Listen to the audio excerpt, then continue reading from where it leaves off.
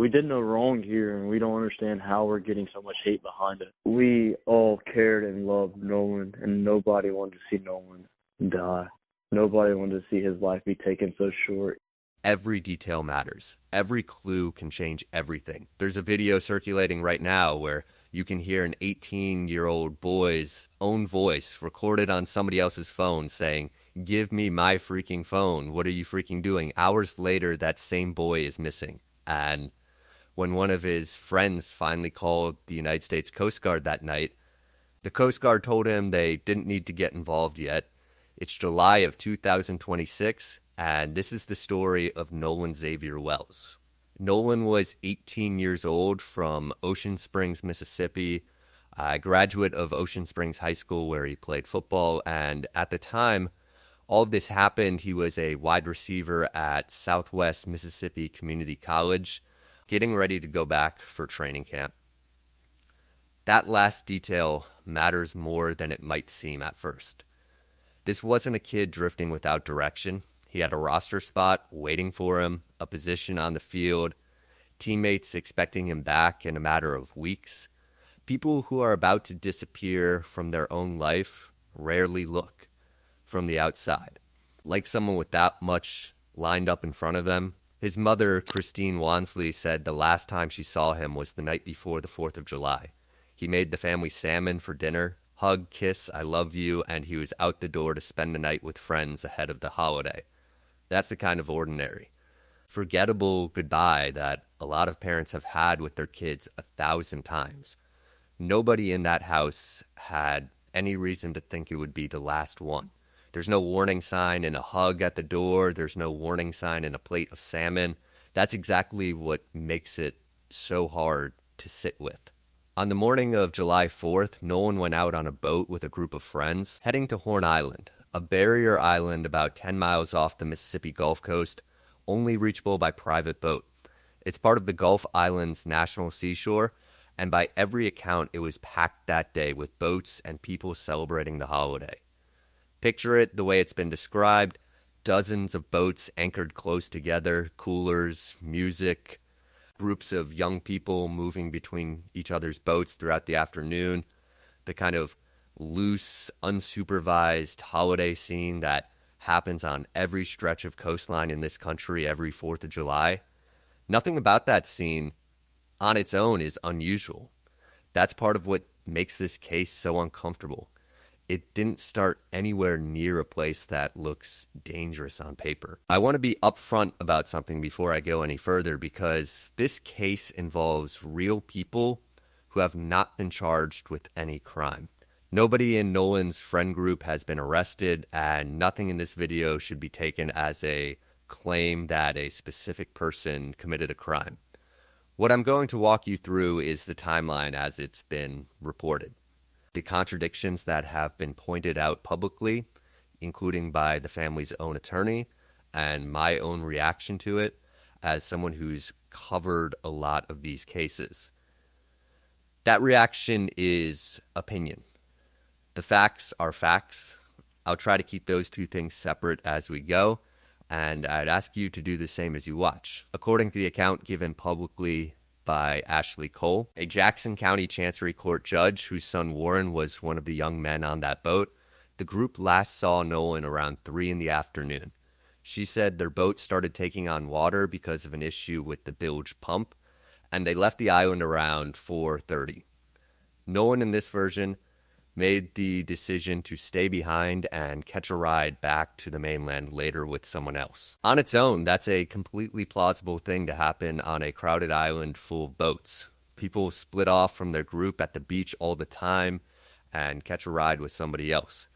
It happens so often that most of us wouldn't think twice about it if we heard a friend mention it in passing. Nolan's parents have said more than once that this doesn't sound like their son. If you go with a group, you stay with the group. His father, Elmore, told reporters describing the rule they'd raised him with. If you go with 5, you come back with 5. And Nolan, they said, was the kind of kid who said yes, sir, and lived by it. That's not a legal argument, and I want to be clear about that. A parent describing their child's character isn't proof of anything that happened or didn't happen on that island. But It's not nothing either. It's a starting point for the question everyone in this case keeps circling back to. Why would this particular young man, raised on this particular rule, be the one who broke from it on the one day it mattered most? Here's where the timeline stops being simple. Around 11 o'clock that night, Warren Cole, the judge's son, contacted the United States Coast Guard. The Coast Guard's response, as it's been reported, was that the situation didn't require their assistance at that time. Sit with that for a second. Somebody in that friend group was worried enough. Hours after they'd supposedly left Nolan safe on an island talking to a girl, to call an agency whose entire job is water rescue. Not a text message to check in, not a call to Nolan's phone, which by that point wasn't even with him, a call to the Coast Guard. And the Coast Guard, hearing whatever was described to them, decided it wasn't urgent yet. Two different institutions, in other words, made two different judgment calls that night, hours apart, about the same missing 18-year-old, and neither one of them escalated it the way it eventually needed to be escalated. Nolan's mother called the Jackson County Sheriff's Department around midnight to report him missing. A search began the next day, and it was not a small one. The Coast Guard, the Mississippi Department of Marine Resources, the National Park Service, and a volunteer group called the United Cajun Navy all joined in. Brian Trasher, the Cajun Navy's vice president, later told CNN he'd spoken to people who'd been on Horn Island that day and that the beach had been packed with boats and people, some of them drinking, with strong rip currents that could have been dangerous if someone had gone into the water. That detail, the rip currents, is the piece that supports the simplest possible explanation here. A crowded holiday beach, alcohol in the mix, dangerous currents just offshore. People drown in exactly those conditions every single summer in Mississippi and everywhere else along the Gulf. On Monday, July 6th, a park ranger found a body in the water off the northwestern tip of Horn Island. The Jackson County coroner, Bruce Lind, confirmed through dental records that it was Nolan. 2 days had passed between the last confirmed sighting of him alive and the moment his family got the call no parent wants to receive. 2 days of searching, 2 days of not knowing, 2 days that Christine Wansley and Elmore Wells had to live through not knowing whether their son was hurt somewhere, lost somewhere, or already gone. That same day, the sheriff's department said publicly that no foul play was suspected. A former Mississippi judge and separately the family's own attorney have both made the same point since. Saying no foul play is suspected is not the same thing as saying this was an accident. Those are two completely different claims, and the sheriff's office had, by their own account, barely started piecing together what happened on that island. Christine Wansley said as much herself at a later press conference. The accidental drowning thing, she said, made both her and Nolan's father uncomfortable. Why are we so quick to rush to this? She asked. It's a fair question, and I think it's worth repeating on its own without me adding anything to it. Why are we so quick to rush to this? An autopsy was performed on July 7th by the state medical examiner's office. Toxicology work is the part of an autopsy that screens tissue and fluid samples for drugs, alcohol, or other substances in the body. And it's run separately from the physical examination because the lab work simply takes longer, sometimes weeks longer, depending on the backlog at the lab doing the testing. In Nolan's case, officials said it could take a couple of weeks to get those results back, and as of the most recent reporting on this case, they still hadn't been released, which means that everything the public has been told so far, cause of death included, sits on top of an incomplete picture. Nobody, not the sheriff's department, not the family, not the reporters covering this, actually has the full medical findings yet.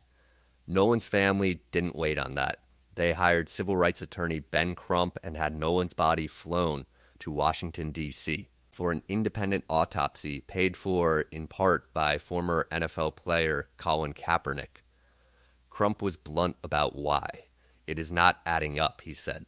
He also said something that I think explains a lot of the national attention this case has pulled in. This is the state where Emmett Till was lynched, he told ABC News, and that history is exactly why the family wanted a doctor with no ties to Mississippi law enforcement anywhere near this case. I'm not going to pretend that comparison doesn't carry weight. Crump made it deliberately, and it's the reason a story about one missing teenager in one county in Mississippi turned into a story that Colin Kaepernick and Tyler Perry and the Reverend Al Sharpton all felt compelled to step into. Now let's talk about the phone, because I think it's one of the strangest threads in this entire story.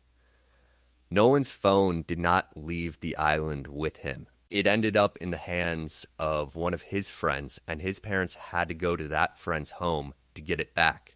Think about that sequence for a second. Not a call to the family saying, hey, Nolan left his phone with me, here's where you can pick it up. His parents had to go looking for it themselves. When Christine Wansley finally went through it with her sister, she found nothing on Snapchat. Not one photo, not one video from two separate accounts. Snapchat content usually disappears within 24 hours anyway. That's simply how the app is built. But paired with everything else, an empty phone, a friend holding on to it, a group of boys who'd already left the island hours before anyone called for help, it was enough that even her sister said out loud that it looked suspicious. And then there's the audio. In a video that's been circulating online, you can reportedly hear Nolan's own voice demanding his phone back. Give me my freaking phone, he says. What are you freaking doing? Crump has pointed to that clip directly. However you want to interpret the rest of this case, that's Nolan, alive, upset, and asking for something of his that somebody else was holding on to. That single recording is the reason this case didn't stay a local story. It's one thing to hear secondhand that a missing teenager's phone ended up with a friend. It's another thing entirely to hear his own voice in real time objecting to exactly that. There's also a separate video, the one that first went viral, that a lot of people assumed showed Nolan in some kind of physical altercation on the island. Let me correct something here because it matters and it's easy to get wrong if you only saw the clip out of context. A friend of Nolan's, Traxton Shepard, went on Good Morning America and said that video wasn't Nolan at all. That's me yelling, he said. So before you build a theory on top of that clip, it's worth knowing that the person closest to it has publicly said it's not what a lot of people assumed it was. That doesn't mean every question about that day has an innocent answer. It means one specific piece of evidence has a more complicated story behind it than the thumbnail version that's spread on social media. And I think a responsible video about this case has to say that clearly, instead of pretending the correction never happened.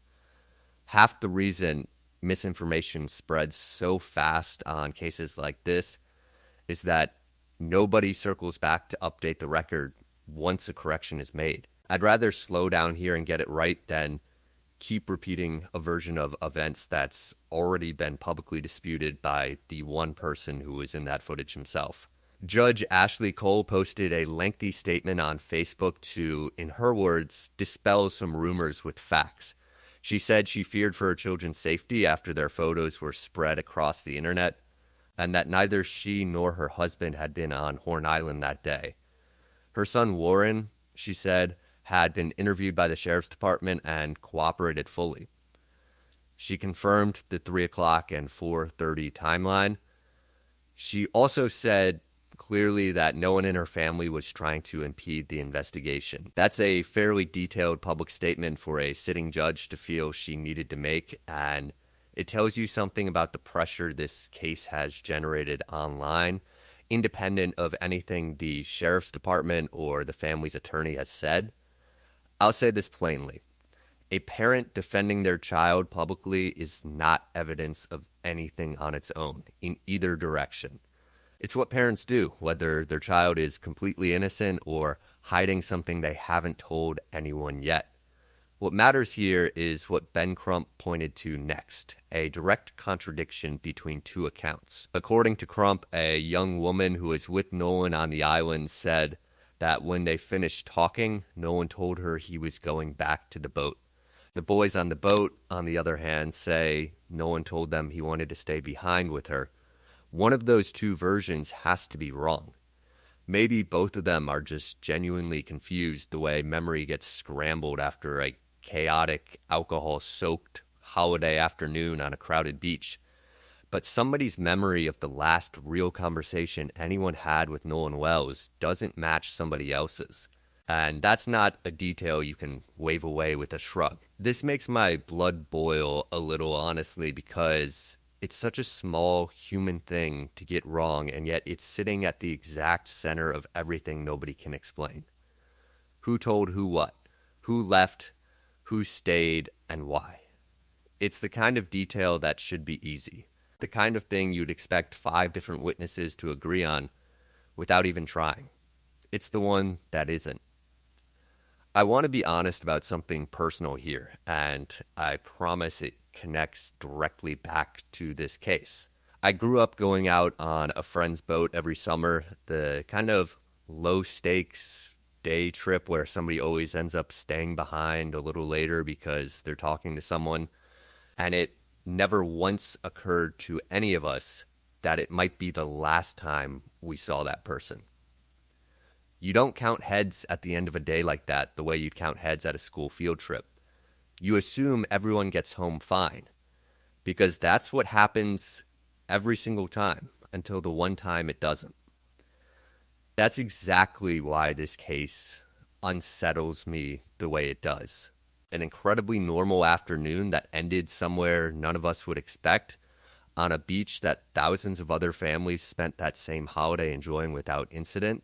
There's also a dimension to this case that's impossible to leave out because it's part of why it's gotten the national attention it has. Nolan was black. The friend group he traveled to Horn Island with that day has been widely described as largely white. CNN put it plainly, calling the photos of Nolan with his friends something of a Rorschach test for American race relations in this country right now. Some people look at those photos and see nothing but a group of kids at the beach. Others look at the same photos and feel the weight of Mississippi's history pressing down on them. Both of those reactions are real, and I don't think either one automatically tells you what happened to Nolan. What I do think is true is that this case would probably not have Ben Crump, Colin Kaepernick, Tyler Perry, and Al Sharpton all involved if it weren't unfolding in a state with the specific history that Mississippi has. That's not an accusation against anyone in that friend group. It's an acknowledgement of why so many people outside of Ocean Springs are watching this case as closely as they are. More than 100 protesters gathered in Ocean Springs demanding a transparent investigation. The Jackson County NAACP said publicly it's watching the case closely. The Reverend Al Sharpton stood alongside Nolan's parents at a news conference in Harlem, calling for what he called a full, transparent, and urgent investigation, and saying plainly that what the family had been told so far does not make sense. When a case pulls in a march in Ocean Springs and a press conference in Harlem in the same news cycle, that alone tells you this has stopped being a purely local story, whatever the toxicology results eventually say. Sheriff John Ledbetter, for his part, has said his department suspects Nolan drowned but has not released an official cause of death, and that the young men who were with Nolan have been cooperating with investigators. His office has publicly asked anyone with original unedited photos or video from Horn Island that day, especially anything showing arguments, disturbances, or Nolan himself, to come forward. That's not nothing. That's an investigator telling you out loud that the footage already out there isn't the whole picture yet, that there's more tape somewhere on somebody's phone that hasn't surfaced publicly, and that it might be the piece that actually settles which version of that afternoon is accurate. Filmmaker Tyler Perry has offered to cover Nolan's funeral costs. A GoFundMe for the family has raised hundreds of thousands of dollars. None of that tells you how Nolan Wells ended up in the water off Horn Island, What it tells you is how many people well beyond his own community have looked at this story and felt like something doesn't add up, enough to open their wallets for a family they've never met, in a county most of them couldn't find on a map before this case. Right now, the independent autopsy results expected days ago have been delayed by canceled flights, according to Crump. The official state toxicology report could still take weeks. Investigators have not named a single suspect and have not called this anything other than an active investigation. Christine Wansley has said all she wants is transparency. That's not a wild demand. It's the bare minimum for a mother whose son left the house on July 3rd with a hug and a kiss and never came home. I don't know exactly what happened on Horn Island on the afternoon of July 4th. I don't think anyone outside that friend group does. Not fully, not yet. Every single person watching this video right now, myself included, is working from the same public record, a timeline with gaps in it, a phone that went quiet at the worst possible moment, and a handful of people who were there and haven't said everything they know, whether that's because they're protecting themselves or because they genuinely don't have more to add. I can't tell you which of those it is. Nobody outside that friend group can. But I know a boy's voice on a recording asking for his own phone back is not nothing. I know a Coast Guard call at 11 at night for someone who was supposedly just fine on an island is not nothing. And I know two friends telling two different stories about who said what in Nolan's last real conversation is not nothing either. When the toxicology results finally come back, whatever they say, I'll be here breaking it down for you, because this family has waited long enough for someone to follow through instead of moving on to the next headline. Tell me down below which version of that afternoon you believe once you line it all up for yourself. I want to know what you think really happened to Nolan. If you want to follow this case all the way to the end, hit subscribe, because we are not done with this one. Monsters don't exist, but people capable of monstrous things do.